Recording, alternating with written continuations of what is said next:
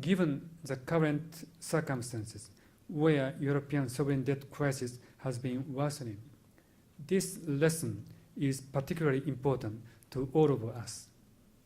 At the same time, we need to bear in mind that providing liquidity as a lender of last resort is, in essence, a policy to buy time. It is essential that the necessary structural reform takes place while time is being bought. The time that we can buy becomes progressively more expensive. My second point concerns the conduct of monetary policy after bubble burst. Monetary easing can affect the economy either through bringing forward future demand to the present or bringing in overseas demand. In the former case, available future demand gradually decreases as monetary easing is prolonged. In the latter case, when economic growth in developed countries is generally weak, monetary easing in individual countries aiming at bringing in overseas demand may increasingly lead to a zero-sum game, which is not desirable for sustainable growth of global economy as a whole. Such diminishing returns, however, do not release responsible central bank from the need to act. That is why, at the present time, when short-term interest rates in major economies have declined to almost zero, central banks, including the Bank of Japan,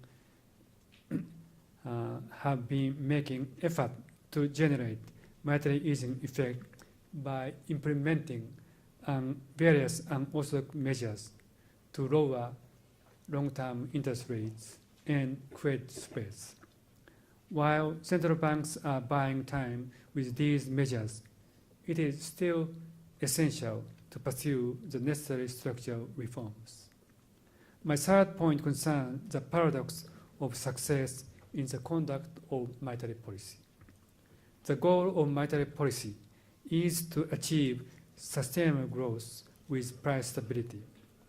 This is well-established principle that is shared in Japan, the United Kingdom, and globally, regardless of whether an inflation targeting framework is adopted. The more successful the conduct of monetary policy is, however, the more stable prices becomes and the less volatility is seen in economic activity and financial market. When the expectation prevails that a stable economic and financial environment will continue for a long period of time, it is likely to encourage leverage and maturity mismatches between the asset and liabilities of financial institutions. The greater the leverage and maturity mismatches are, the more exposed the economy is to a possible unwinding triggered by a given event, so the more fragile it becomes. The bursting of a bubble is materialization of such fragility. Before the global financial crisis, there was a debate over how to deal with bubbles, with one camp stressing the ex-ante prevention and another emphasizing the importance of ex-post measures to resolve the situation in the aftermath. Following the global financial crisis, however, all now appear to agree that the cost of a bubble bursting is unbearably enormous. Most past debates were formed while economists enjoyed low inflation rates. Focusing excessively on the short-term stability of consumer price index as a way to ensure economic stability will actually have the opposite effects of increasing instability. Needless to say, bubbles are not caused by low interest rate alone. However, when the expectation prevails that low interest rate will continue for a long period of time, it is likely to encourage leverage and maturity mismatches between the asset and liabilities of financial institutions. In that sense, I believe that in the conduct of monetary policy, central banks also need to be attentive to the accumulation of financial imbalances. My final point concerns the regulatory and supervisory framework. Looking back at how bubbles are formed, the bottom line is that it comes down to aggressive activity by both borrowers and lenders. Financial institutions' activities are influenced not only by the expectation that a stable environment will continue, but also by incentives created by the regulatory and supervisory framework. As for the background to such aggressive activities by financial institutions, almost without exception, regulation and supervision did not prevent them from getting involved in risky lending, which was, in retrospect, an attempt to improve their lower profitability. This was the case in the Japanese bubble period, and European financial institutions did the same thing during the formation of global credit bubble in the middle of 2000s. Central banks and the regulatory and supervisory authorities in individual jurisdictions are currently working to reform the regulatory and supervisory frameworks. One important issue in this regard is how to find the right balance between two important tasks: restraining excess risk-taking and securing the profitability of financial institutions. The recent financial crisis has certainly left not one, as the Beatles song said, but many a pool of tears. As a result, if I may return to the Dickens quote, it feels for many of us like the worst of times. It may be a bit of a stretch to say that we are in the best of times, but it is too early to despair. Our economies have the resources, not only money, but also intellectual and institutional capabilities to resolve the issue we face. If we can adapt the economy to a new environment and resist pressures that would lead to collateral damage, even after the bursting of the bubble, we should still be able to find the path leading to a renewed growth. What we need is determination and will. Ultimately, if we have this determination and will, we can shorten the long and winding road. Thank you for your attention.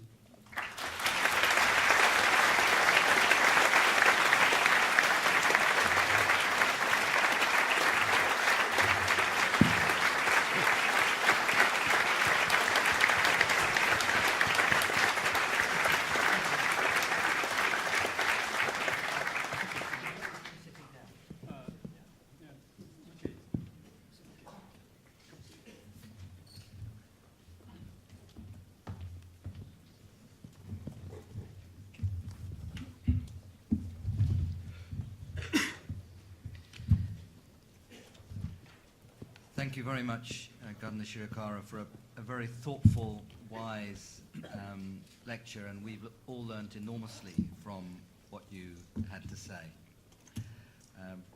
This is now a slightly less formal part of our discussion, questions and answers for the next half an hour or so. As I said at the beginning, we're going to ask for questions from the front of the hall. Press have many press conferences where they can talk to Governor Shirakawa, and this is not one of them. This is an academic discussion where we're trying to interact with one another. To keep things moving quickly, I'm going to take 3 questions at a time and then ask Governor Shirakawa to respond to those 3 questions. For those of you who like to go on discussing these kinds of issues and are of the Twitter age, the hashtag for this is #LSE Japan, so you can go on almost indefinitely, but we cannot. We have to stop in half an hour, so we're going to try to get as much discussion in that period as we can. So questions, please. And can you give your name when you, affiliation when you ask the question? Gentleman standing at the back there, please. Do please keep the questions brief and we'll get three and then go on. Thank you. My name is Mohammed Tamal. Unlike the British economy based on services, the Japanese economy is mainly based on industry. In the financial crisis which the world is facing, do you think that the economy is based on traditional services or virtual services? You see Facebook, YouTube, things like this are going to resist. Thank you. Thank you. Lady right at the back upstairs. Hello, my name is Lena. I would like to ask if, according to your opinion, the high government debt in Japan is contributing to its low growth. Thank you. Thank you very much indeed. And there's a gentleman in the middle on the third row upstairs. Mark Partington, individual. Can you say something about exchange rate and exchange rate management? You know, when many countries and blocs seek through QE to have effective reduce their exchange rate. How's Japan coping with a very high exchange rate? And do you have any thoughts on that? Well, that's a good range. The first three got industrial structure, debt, and exchange rates. Governor, sir, please. On the first question, could you specify a bit more about exactly your question? I mean, okay. Economy is based on services, traditional services like banking, transport, or virtual, services like, YouTube, Facebook, things like this. Are they going to resist in such a financial crisis with no industry, no agriculture, nothing? Thank you.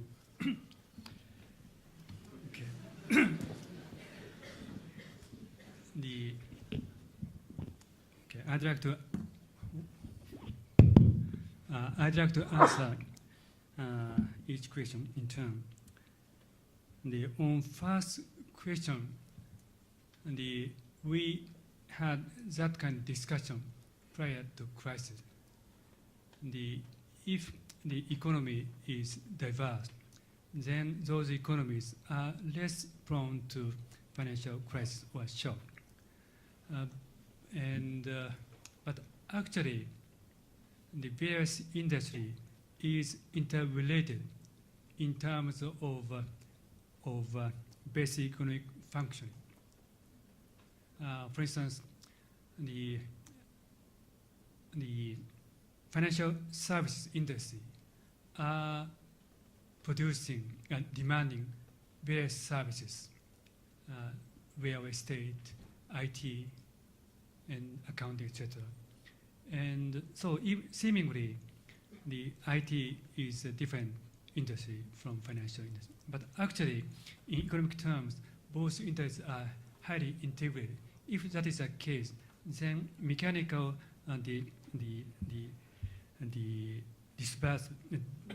mechanical diversity of